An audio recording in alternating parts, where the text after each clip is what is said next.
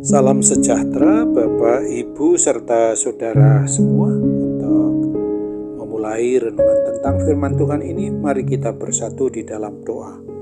Tuhan Allah Bapa di sorga yang memenuhi hati, akal, pikiran, dan perasaan kami umat manusia, berfirmanlah kepada kami sebab kami bersedia untuk mendengar, dan atas pertolongan Roh Kudus mampukan kami untuk boleh melakukan kehidupan ini sesuai dengan kebenaran firman-Mu itu. Dalam nama Tuhan Yesus kami mohon kepadamu. Amin. Sebagai nas renungan firman Tuhan pada hari ini diambil dari Kolose 1 ayat 27 yang berbunyi, kepada mereka Allah mau memberitahukan betapa kaya dan mulianya rahasia itu di antara bangsa-bangsa lain, yaitu Kristus ada di tengah-tengah kamu, Kristus yang adalah pengharapan akan kemuliaan. Sebagai tema yang diangkat dari nas renungan kita ini adalah menguatkan iman percaya hanya kepada Kristus.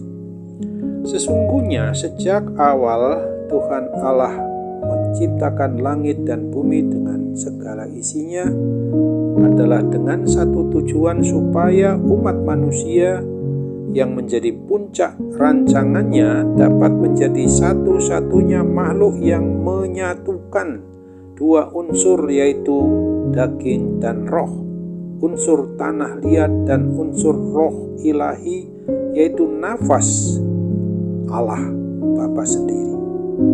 Tuhan Allah menempatkan mereka di dalam sebuah taman. Di Taman Eden itulah mereka telah dipersiapkannya khusus bagi umat manusia pertama itu.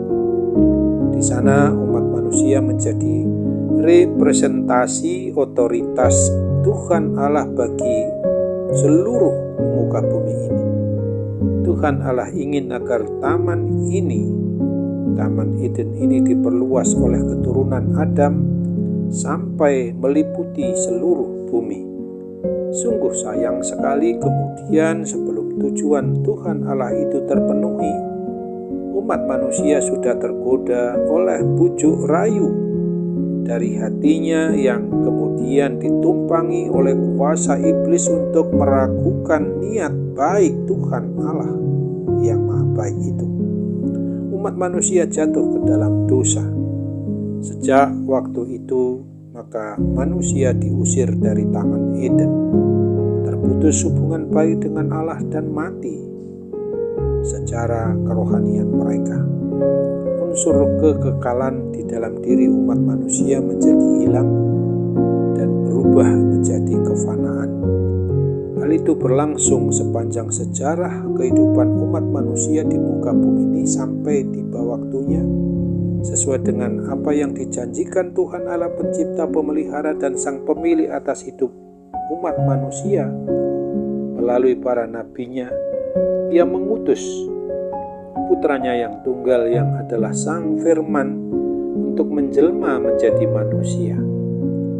Melalui Yesus Kristus inilah pengharapan akan kemuliaan yang sebelumnya telah hilang, kini telah dipulihkan seutuhnya di dalam tubuh Tuhan Yesus Kristus yang sempurna seumur hidupnya di muka bumi dan sampai selama-lamanya.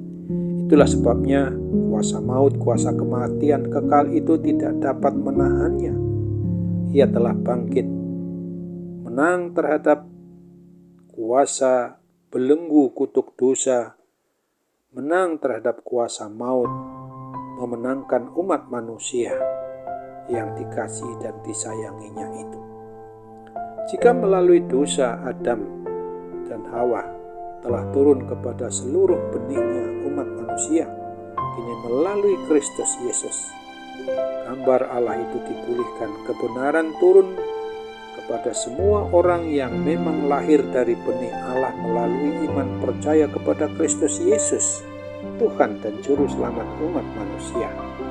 Jika dahulu umat manusia terpisah dengan Tuhan Allah pencipta, pemelihara, dan sang pemilik atas hidup dan matinya karena dosa satu orang, maka oleh kebenaran satu orang, yaitu manusia sempurna Yesus Kristus, semua orang yang mengidentifikasikan dirinya kepadanya melalui iman percaya hanya kepada Tuhan Allah yang hidup, maka sekarang akan memiliki harapan untuk kembali kepada hubungan baik dengan Allah dan bersekutu intim akrab dengan Tuhan Allah pencipta, pemelihara, dan sang pemilik atas hidup mati umatnya seperti semula. Gambar Allah itu dipulihkan pada umat manusia. Untuk itu mari percayalah dan terimalah Yesus Kristus dan identifikasi diri kita untuk dekat ke dalamnya melalui iman percaya hanya kepada Kristus.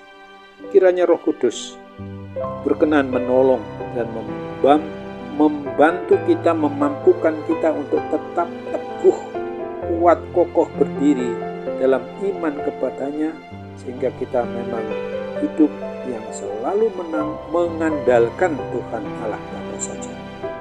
Ingatlah akan firman Tuhan sebagaimana yang dituliskan pada Injil Yohanes 1 ayat 12 ini.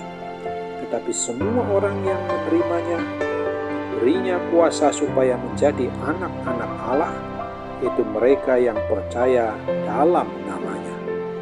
Amin. Mari kita kembali bersatu dalam doa. Terima kasih Tuhan Bapa di sorga untuk kebenaran firman-Mu yang boleh kami renungkan, yang sudah mengingatkan kami, mengajari kami untuk sungguh-sungguh kami sadari bahwa hidup umat yang mau beriman percaya kepada Kristus senantiasa kami boleh dikuatkan dalam segala keberadaan kami, dalam keadaan susah atau senang, dalam keadaan banyak persoalan maupun juga dalam keadaan sukacita yang senantiasa stabil dalam hidup kami harus sadari semuanya itu adalah bentuk nyata yang harus kami hadapi dengan beriman percaya kepadamu. Dengan hikmat Tuhan kami dapat mengatasi segala hal, termasuk adanya gangguan, sakit, penyakit jasmani maupun rohani kami. Kiranya dapat kami atasi hanya karena mengandalkan pertolongan, mujizat, kepulihan dan kesembuhan yang daripadamu sendiri. Sambutlah doa kami dan sempurnakan Bapa, karena kami hanya mau bermohon dalam segala kerendahan hati kami, di dalam dan melalui Yesus Kristus yang adalah Tuhan dan Juru Selamat kami, umat manusia. Amin.